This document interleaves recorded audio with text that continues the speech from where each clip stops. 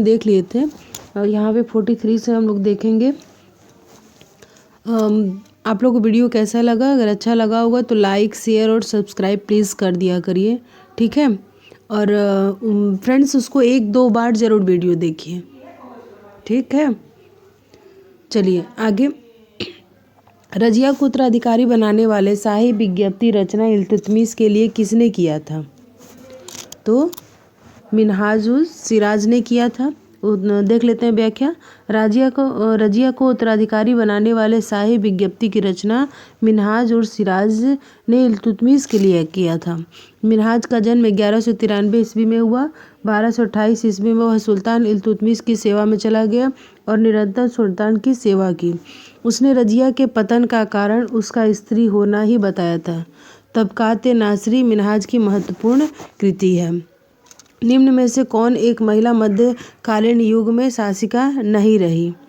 तो ये रोशन आरा उस समय शासिका नहीं रही, क्योंकि रजिया सुल्तान और रानी रुदम्मा और ये ताराबाई के बारे में तो आप जान ही रहे हैं। रजिया सुल्तान तो जान ही रहे हैं, रानी रुदम्मा शायद आप ना जान रहे हो, ठीक है।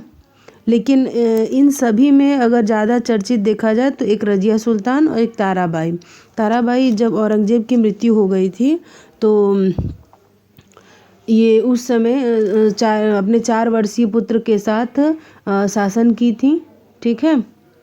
और फिर बाद में इनकी साहू के साथ युद्ध भी हो गया था, जिससे वो हार गई थी साहू के युद्ध में। लेकिन आइए व्याख्या देख लेते हैं सारा इसमें। सल्तनत काल में इल्तुतमिश की पुत्री रजिया सुल्तान ने 4 वर्षों तक शासन किया, ठीक है। और रानी रुदम्मा वारंगल के काकतीय वंश की रानी थी। रानी रुदम्मा वारंगल के काकतीय वंश की रानी थी और राजा गणपति के कोई पुत्र नहीं था, इसलिए अपने पिता की मृत्यु के पश्चात रुदम्मा देवी ने ही शासन किया था, ठीक है। और ताराबाई शिवाजी द्वितीय पुत्र राजाराम की पत्नी थी। राजाराम की मृत्यु के बाद विधवा ताराबाई ने 4 वर्षीय पुत्र, देखिए अभी मैं बताई थी, 4 वर्षीय पुत्र शिवाजी द्वितीय के राज्याभिषेक कराकर मराठा राजवंश की वास्तविक संरक्षिका बन गई। और रोशन आरा बेगम मुगल बादशाह शाहजहां और मुमताज महल की पुत्री थी, ठीक है। रोशन आरा कभी भी शासिका नहीं रही, ठीक। चलिए आगे देखते हैं। निम्नलिखित में से कौन सा शासक ममलूक वंश का था? तो ये बलबन था, ठीक है। देखिए ये बलबन था। व्याख्या देख लेते हैं। 1206 से 1290 ईस्वी तक दिल्ली सल्तनत के सुल्तान गुलाम वंश के सुल्तानों के नाम से विख्यात हुए। साथ ही वे स्वतंत्र माता पिता की संतान थे, अतः इन सुल्तानों को गुलाम वंश के सुल्तान कहने के स्थान पर प्रारंभिक तुर्क सुल्तान या दिल्ली के ममलूक सुल्तान कहा गया। ममलूक वंश के 3 सबसे महत्वपूर्ण शासक कुतुबुद्दीन ऐबक, इल्तुतमिश और बलबन, ठीक है। तो इसमें ना कुतुबुद्दीन ऐबक थे ना इल्तुतमिश थे, तो ऑप्शन में कौन थे? बलबन थे, तो बलबन हो गया, ठीक है। चलिए अगला क्वेश्चन देखते हैं। 47 तुर्कान चहलगानी, बहुत आसान क्वेश्चन है, शायद आप लोग जान भी रहे होंगे, ठीक है। इल्तुतमिश, ठीक है। अब इसकी व्याख्या देख लेते हैं हम लोग। तुर्कान चहलगानी का संबंध सुल्तान इल्तुतमिश से था। तुर्कान चहलगानी 40 अमीरों का एक समूह था, जो उसके वफादार गुलाम सरदारों की एक टुकड़ी थी। वह तत्कालीन शासन सत्ता का केंद्र था। इल्तुतमिश ने पहली बार दिल्ली सल्तनत के अंतर्गत एक शाही सेना, ठीक है, हस्म कल्ब खड़ी किया था। सर ए जानदार शाही आरक्षकों का प्रधान था, ठीक है। इल्तुतमिश ने अपनी शासन प्रबंध व्यवस्था का पुनर्गठन मोहम्मद जुनैदी तथा फकरुल मोहम्मद अरसी की सहायता से किया था। चलिए आगे देखते हैं।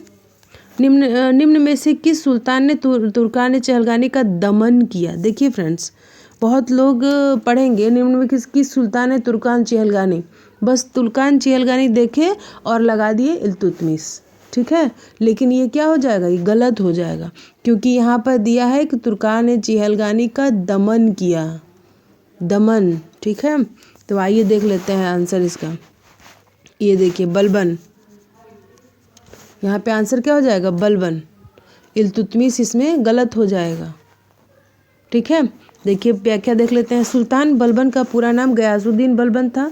बलबन ने 1266 ईस्वी से 1287 ईस्वी तक सुल्तान के रूप में सल्तनत की बागडोर संभाली। उसने इल्तुतमिश द्वारा गठित तुर्कान चहलगानी का दमन किया। ठीक है, इसीलिए पेपर में पूरा का पूरा क्वेश्चन पढ़िए, कहाँ दमन है, कहाँ नहीं है, कहाँ हाँ पूछ रहा है।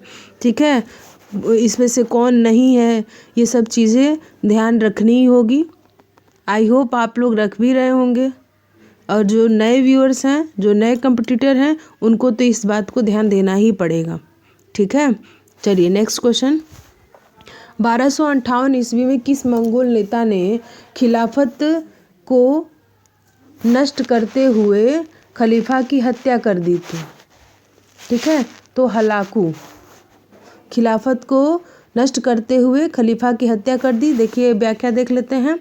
1258 में मंगोल नेता हलाकू ने खिलाफत को नष्ट कर दिया और खलीफा की हत्या कर दी। सुल्तान नसीरुद्दीन मोहम्मद और मंगोल नेता ने हलाकू के एक दूसरे के दरबार में अपने राजदूत भेजे।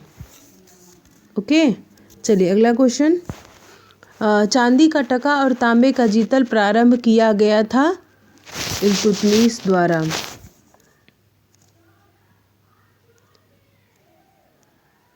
ये देखिए इल्तुतमिश द्वारा।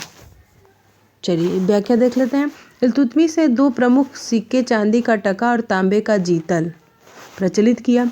इल्तुतमिश प्रथम सुल्तान था जिसने सिक्कों में शुद्ध अरबी लिपि का प्रयोग किया। इल्तुतमिश को गुलामों का गुलाम कहा गया। इल्तुतमिश इल्बारी जाति का तुर्क था। सुल्तान बनने से पहले वो बदायूं का सूबेदार था। क्वेश्चन ही क्वेश्चन है इसमें, ये जान लीजिए आप। आइए अन्य महत्वपूर्ण तथ्य में, उसने 75 ग्रेन के चांदी का टका अपना मानक सिक्का स्वीकार किया। कितने ग्रेन का? 75, 175 सिक्कों पर इल्तुतमिश का नाम अरबी में अंकित था। उसने सिक्कों पर खलीफा का नाम अपने लिए शक्तिशाली सम्राट जैसे विरुद्ध अंकित करवाए जो अरबी में थे। उसने टंकों का टकसाल नाम दिया, नाम लिखा होता था, टंकों पर टकसाल नाम लिखा होता था। चलिए अगला प्रश्न देखते हैं क्वेश्चन। दिल्ली सल्तनत का रजत टंका सबसे पहले किसके द्वारा जारी किया गया?